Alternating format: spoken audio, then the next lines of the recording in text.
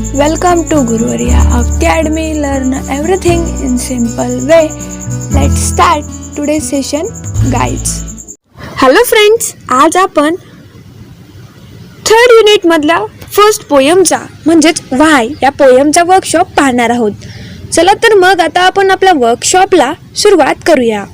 Question number first आहे, read the poem, discuss and complete the following blanks with proper action words. इथे आपल्याला poem वाचायचे आहे आणि त्याचप्रमाणे चर्चा करून खालील दिलेल्या ब्लँक्स योग्य त्या ॲक्शन वर्ड्सनी म्हणजेच वर्ब्सनी कंप्लीट करायचे आहेत. फर्स्ट आहे wood swim, second sun sink, third marbles pink, fourth flowers die, stars shine, winds blow, spiders eat, dove tries, ice melt, sting. इथे आपला पहिला प्रश्न संपतो. आता आपण दुसऱ्या प्रश्नाकडे वळूया. दुसरा प्रश्न आहे, discuss in pairs and write the rhyming pairs of the words from the poem. तुम्ही जोडीने चर्चा करा आणि त्याचप्रमाणे कवितेने मध्ये दिलेले जे काही रायमिंग पेअर्स म्हणजे यमक जुळणाऱ्या शब्दांच्या जोड्या आहेत त्या इथे तुम्ही लिहा. पहिली जोडी आहे बॉय बॉय, सेकंड पेयर आहे वाय बाय, थर्ड पेयर आहे sink drink, fourth sky dye, fifth belt melt, sixth cry try, seventh season reason, eighth wise flies. इथे आपला दुसरा प्रश्न संपतो. आता आपण तिसऱ्या प्रश्नाकडे वळूया. तिसरा प्रश्न आहे, why this, why that, why then, why now, why not, why by and by. In these two lines, the word why is repeated, so it is figure of speech called a repetition. वरील ओळीमध्ये आपण पाहिलं की why हा शब्द परत आला आहे, तर यालाच रिपिटेशन पुनरावृत्ती असा अलंकार म्हटला जातो. तर आता रिपिटेशन म्हणजे काय हे आपण फर्स्टली पाहूया. It is a figure of speech in which one or more words are repeated in the same sentence. हे असं फिगर ऑफ स्पीच आहे ज्याच्यामध्ये एखादा शब्द किंवा एखाद्या इनिशियल लेटरपासून सुरुवात होणारे शब्द परत आणि परत एकाच सेंटेन्समध्ये येतात. फॉर एक्झाम्पल इथे आपल्याला दिलं गेलं आहे, son son it gives me a great joy. Now find out the lines from the poem which show repetition. आणि अशाच पद्धतीने पुनरावृत्ती अलंकाराच्या ज्या काही ओळी आहेत त्या आपल्याला आपल्या पोयममधनं शोधायच्या आहेत. आन्सर आहे, पहिली ओळ आहे व्हाय दिस, व्हाय दॅट, व्हाय देन, व्हाय नाव. दुसरी जोडी आहे why star should shines and winds should blow. इथे आपला तिसरा प्रश्न संपतो. आता आपण चौथ्या प्रश्नाकडे वळूया. चौथा प्रश्न आहे, कम्प्लीट द वेब डायग्राम. इथे तुम्हाला तुमच्या बुकमध्ये एक वेब डायग्राम दिली गेली आहे.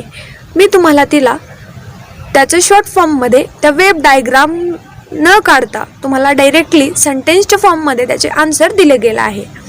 फर्स्ट आहे, the little boy wants to know, second why rain falls from the sky, third why coal should burn, fourth why seeds get in the apple core, fifth why pop gun should go pop, sixth why the ocean ebbs and flows, sixth why fish have gills, seventh why boys cannot fly, eighth why wind comes out from the bellows nose.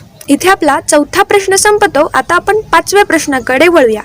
पाचवा प्रश्न आहे, complete the following blanks from the poem pair activity. इथे तुम्हाला काही रिकाम्या जागा दिल्या आहेत त्या तुम्हाला कवितेच्या मदतीने पूर्ण करायचे आहेत आणि ही पेअर ॲक्टिव्हिटी आहे म्हणजे तुम्हाला तुमच्या फ्रेंडसोबत किंवा तुमच्या पार्टनरसोबत मिळून ही ॲक्टिव्हिटी कंप्लीट करायची आहे. इथे आपल्याला words from the poem related to environment, वातावरणाशी पर्यावरणाशी संबंधित असे शब्द जे की कवितेमध्ये विचारले गेले आहेत किंवा आले आहेत ते इथे आपल्याला लिहायचे आहेत. ते आहेत stars, stone, clouds, sky, wind. दुसरे आहेत flowers. Words related from the poem related to animals, fruits or insects, that is apple core, spiders, flies, fish, sting, seed.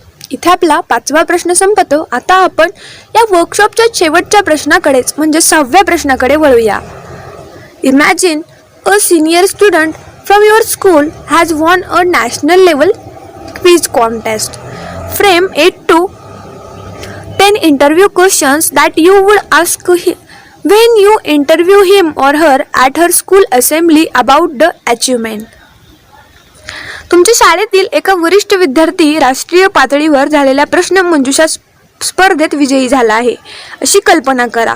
शाळेतील सभागृहात मुलाखत घेताना त्याच्या किंवा तिच्या कामगिरीबद्दल विचारण्यासाठी 8 ते 10 प्रश्न तयार करा आणि याचं उत्तर आहे the following question from part of the interview with a senior student who has won a national level quiz contest. First, congratulations for your great success. How do you feel after winning such a contest? Second, how you received such recognition before? Please give details. Third, who has inspired you to take part in such quiz contest? Fourth, what were the reaction of your family to this achievement?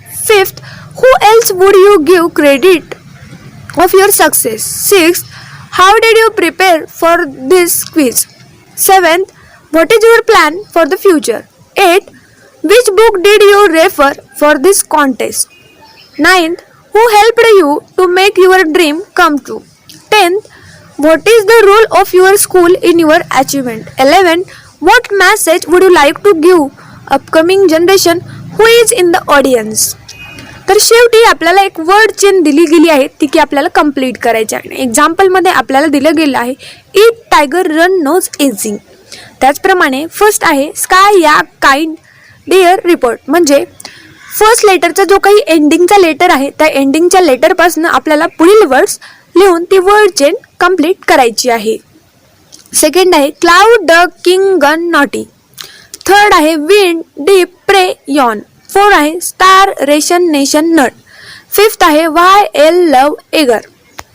तर विद्यार्थी मित्रांनो इथे आपला Y या पोयमचा workshop संपतो. याप्रमाणेच या पोयमचा chitchat session पाहण्यासाठी त्याचप्रमाणे ह्या पोयमचा व्हिडिओ पाहण्यासाठी व या पोयमच्या ॲप्रिशिएशनचा व्हिडिओ पाहण्यासाठी तुम्हाला आमच्या चॅनलच्या प्लेलिस्टमध्ये जावे लागेल. तिथे तुम्हाला 8th स्टँडर्ड इंग्लिश या फोल्डरमध्ये सर्व व्हिडिओज मिळतील, पाहायला विसरू. Thanks for watching video. जर तुम्ही आमच्या चॅनलला सबस्क्राईब केलं नसेल तर लगेच सबस्क्राईब करा आणि बाजूला असलेल्या बेल आयकॉनवर क्लिक करा. म्हणजेच तुम्हाला आमच्या नवीन व्हिडिओचे अपडेट भेटतील. आणि शेअर करायला विसरू नका, कारण जशी तुम्हाला मदत झाली तशी इतरांना पण होऊ द्या. Thank you everyone.